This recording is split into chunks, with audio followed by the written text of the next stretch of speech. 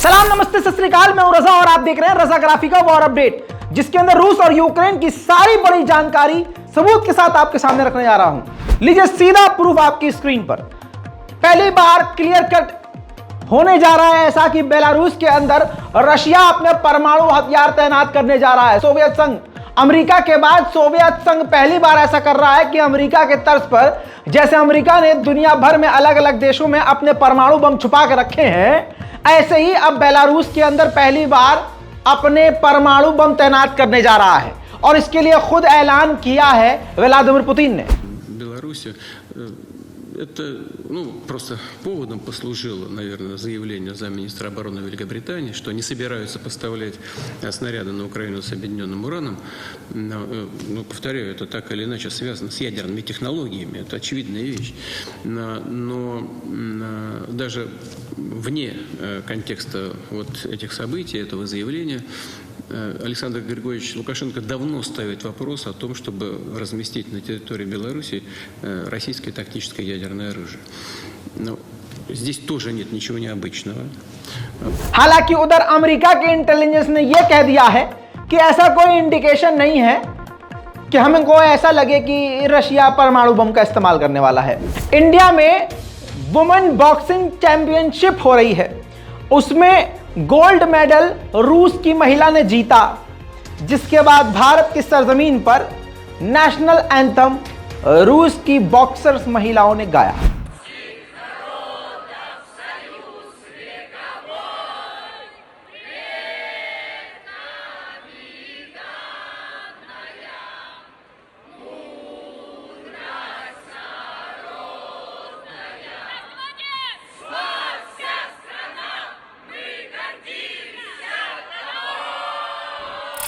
उधर Wagner group ने बड़ी बात बताई है। वैगनर ग्रुप ने कहा है कि रशिया की गवर्नमेंट ने, यानी व्लादिमीर पुतिन की गवर्नमेंट ने 5000 कैदियों को माफ कर दिया है, क्योंकि उन्होंने हमारे लिए, रूस के लिए और वैगनर ग्रुप के सेना में शामिल होकर रूस के लिए जंग लड़ी।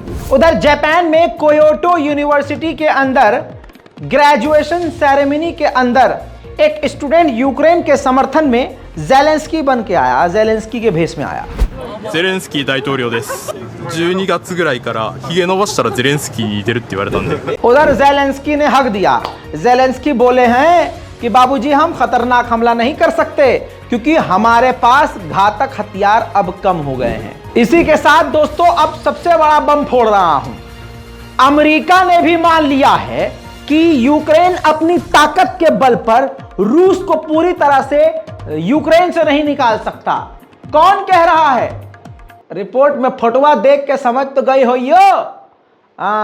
इतने टाइम से मोरी रिपोर्टिया देखा तो समझ में तो आ जाए के चाहे तरह ना, तू के इतना इतना बोले के पड़िए का।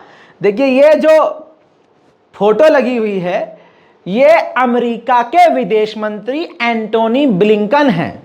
आप इसको ब्लिंकनवा कहिए, ब्लिंकन, बस समझ जाइए। इस इंसान ने खुद कह दिया है कि अपनी ताकत के बल पर, ताकत से यूक्रेन रूस को अपने इलाके से पूरी तरह से नहीं निकाल सकता। उधर नेटो के चीफ ने जो बात कही है वो उन्हीं की पोल खोल रही है। नेटो के चीफ ने कहा है कि 2014 से नेटो और नेटो के साथी यूक्रेन के सैनिकों को ट्रेनिंग दे रहे हैं, क्योंकि हमें पता था कि रशिया ऐसा करेगा। क्यों भाई साहब, भागेश्वर धाम वाले बाबा ने तुमको ही पर्चा लिख के दिया था क्या है? उधर रूस के पूर्व राष्ट्रपति दिमित्री की टोन में कमी आई है। जो उनका टोन था एकदम दादागिरी वाला, उसमें नरमी आई है। उन्होंने कहा है कि रूस को जीतने के लिए लगभग 11.5 लाख की एक बड़ी सेना चाहिए होगी। दोस्तों जमीन से जमीन पर हमला करने वाली मशीन गन टाइप में, जिसे ATG कहा जाता है, उसका रशिया ने इस्तेमाल किया, रूस के सैनिकों ने, और यूक्रेन पर हमला करने की कोशिश कर रहे थे।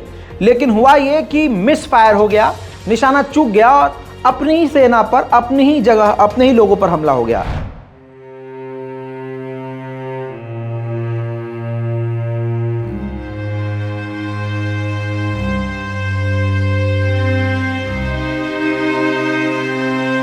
यूक्रेन की हालत पतली होने की वजह, अमेरिका के तेवर में नरमी की वजह अब यह है, ये रिपोर्ट मई के महीने में रूस का प्लान है कि 4 लाख और नए सैनिकों को तैयार करके रूस की तरफ से यूक्रेन की जंग में उतारेगा। उधर चालाकी से रशिया अपने नुकसान छुपाने की कोशिश कर रहा है। रशिया की राजधानी मॉस्को में 2 जगह बड़ी आग लगी है।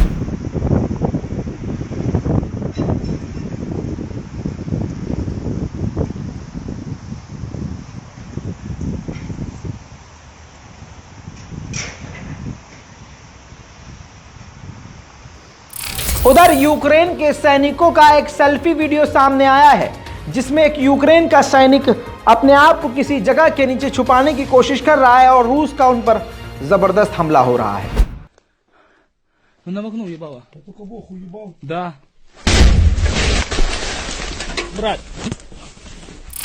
दोस्तों अब बड़ी खबर सुनिए। स्वीडन, फिनलैंड, नॉर्वे और डेनमार्क, इन चारों ने मिलकर फैसला किया है, एग्रीमेंट पर साइन किया है, सबसे खतरनाक डिफेंस सिस्टम बनाएंगे।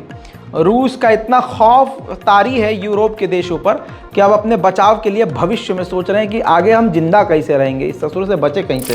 रूस की आर्मी की तरफ से शिकायतें आ रही थी कि रशिया हम पर ध्यान नहीं दे रहा है, हमें बचाता नहीं है, हमको हथियार नहीं देता है, पैसे नहीं दे रहा है। ऐसे में रूस ने एक वीडियो जारी की है जिसमें उसने दिखाया है कि मैदान जंग से घायल अपने सैनिकों को हम कैसे बचा कर वापस रूस लेके आए हैं।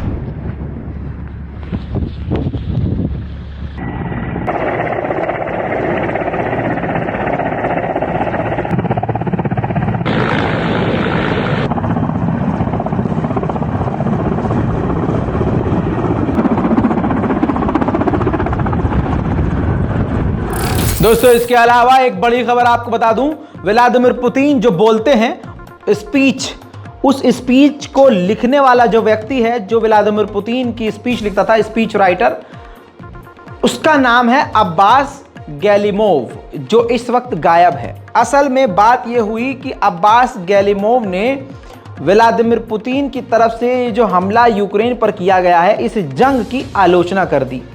बस इसके बाद से वो गायब नजर आ रहा है, फरार हो गया है और रूस की एजेंसियां उन्हें ढूंढ रही हैं, अब्बास गैलिमोव को। और दूसरी तरफ रूस के द्वारा अब्बास गैलिमोव यानी व्लादिमीर पुतिन के राइटर को, स्पीच राइटर को विदेशी एजेंट घोषित कर दिया है। अब्बास गैलिमोव इस वक्त अगर हमारी वीडियो देख रहे हैं तो आप बता दूं कि एक अब्बास भाई हमारे पास हैं, दूसरे आप आ जाइए, यहाँ पर आपके लिए बहुत सारा काम है। सही बात है। उधर जापान ने अपने इंस्टीट्यूट से चाइनीज और रशियन रिसर्चर्स को बैन कर दिया है। दोस्तों इसके अलावा शाम होने से पहले रूस की राजधानी मॉस्को के इलाके में 300 स्क्वायर किलोमीटर में आग लग गई। रूस छुपा रहा है, लेकिन वहां के लोकल लोगों की आशंका है कि यह ड्रोन हमला था।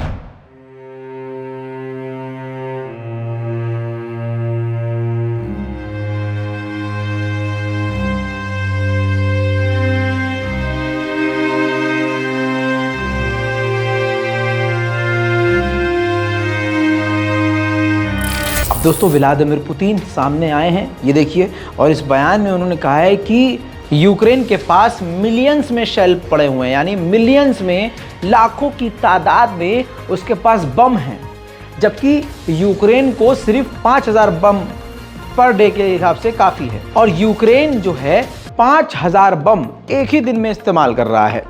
14 से 15,000 बम मंथली नेटो का कोई भी देश, आप खुद सुनिए, समझिए। В странах НАТО, скажем, в тех же Соединенных Штатах Америки, исходя из тех источников, которыми мы располагаем, ежемесячно производится где-то 14-15 тысяч снарядов. Вот такого калибра. Да? Вооруженные силы Украины, по подсчетам наших военных, используют за сутки боевых действий до 5000 снарядов. А в Штатах 15 в месяц только производят в этом году. В следующем, тоже по данным, которыми мы располагаем, они могут быть, конечно, нет. दोस्तों अब व्लादिमीर पुतिन को, रूस को भड़काने वाला काम एक और होने वाला है, जिससे हालात बिल्कुल बिगड़ जाएंगे। अमेरिका और यूरोपीय यूनियन मिलकर नेवी यानी नेवल अपनी ताकत दिखाने वाले हैं, यानी युद्धाभ्यास करने वाले हैं, वो भी रूस के बेहद करीब। इससे क्या होगा और रशिया कितना भड़केगा मुझे आपको बताने की ज़रूरत बिल्कुल नहीं है। उधर दोस्तों रशिया ने अपने मुंह से खुद इस बात की जानकारी दी है कि एक दिन के अंदर 24 घंटे के अंदर हमने 500 यूक्रेन के सैनिकों का खात्मा किया है। अब एक यूरोप का ड्रोन बड़े ही तेवर में यूक्रेन की तरफ उड़ाया गया और रूस के सैन्य छावनी की तरफ दंदनाता हुआ गया। रूस के सैनिक देखिए कितने एक्सपर्ट हैं कि एंटी ड्रोन सिस्टम का इस्तेमाल ही नहीं किया, नॉर्मल मशीन गन उठाई और धाड़ धाड़ धाड़ धाड़ करके उस ड्रोन को गिरा दिया।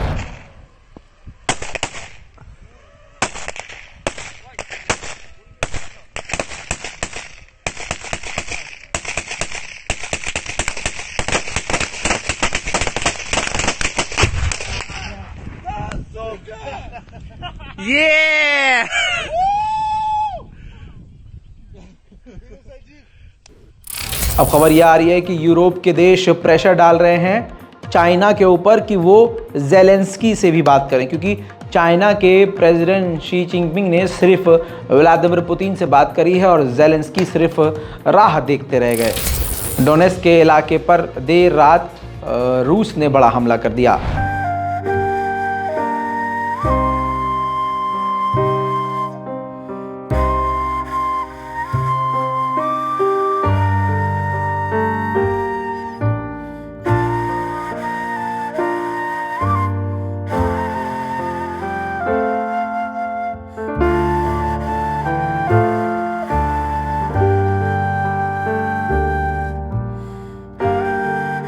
दोस्तों इंटरनेशनल क्रिमिनल कोर्ट ने पुतिन के खिलाफ अरेस्ट वारंट जारी किया है। इस पर एक नया बयान आया है रूस की तरफ से और रूस के जो नेतागण हैं वो ये कह रहे हैं कि आईसीसी इंटरनेशनल क्रिमिनल कोर्ट की जो गतिविधि है, जो कार्य करने वाले लोग हैं, उनसे जुड़े हुए लोग हैं, पूरी तरह से रशिया में उनको बैन कर दिया जाए। यूक्रेन का एक इलाका सत्तोव जहां पर रूस का कब्जा है, यूक्रेन ने उसी जगह पर हिमराज मिसाइल दाग दी।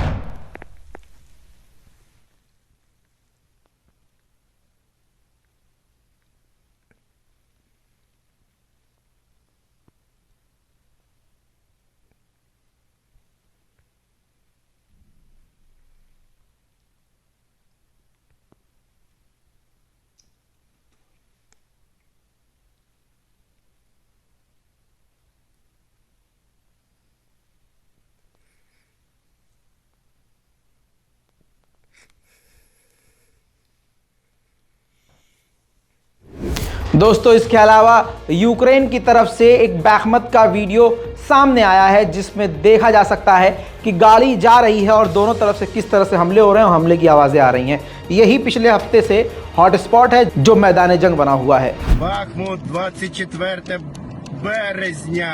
Охотник Измей на выезде опять. Вот вам Бахмут, 24 число. Район самолета. Це по нас вже є.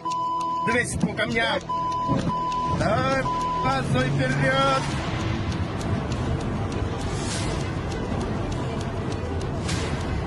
Ми проскочили кінець зв'язку.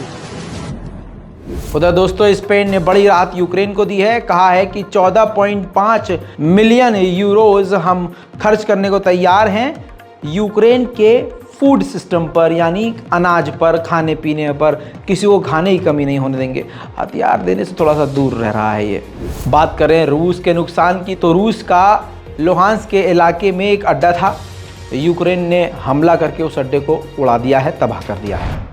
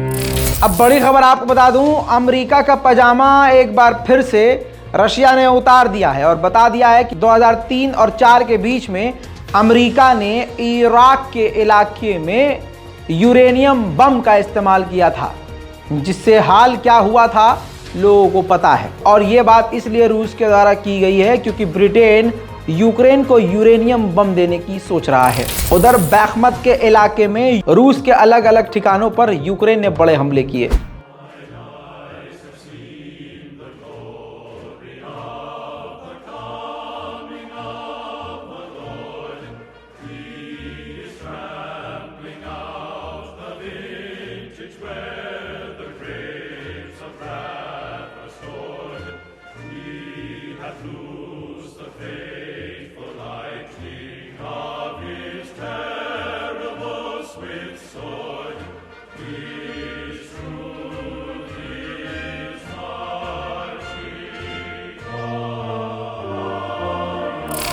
दोस्तों आज के इस वॉर अपडेट में इतना ही। चैनल को सब्सक्राइब ज़रूर कीजिए, दूसरों से भी करवाइए, क्योंकि आपके लिए हम मेहनत कर रहे हैं और सिर्फ वॉर अपडेट हमारे चैनल पर नहीं आती है, दुनिया भर की बड़ी बड़ी खबरें आपके सामने सिंपल और आसान ज़बान में रखता हूं, इसलिए हमारी मेहनत को समझिए। नमाज मुझे दुआओं में याद रखिए, इसके अलावा मुझे आप लोगों से कुछ नहीं चाहिए। सब्सक्राइब कीजिए और दुआओं में याद रखिए। जय हिंद।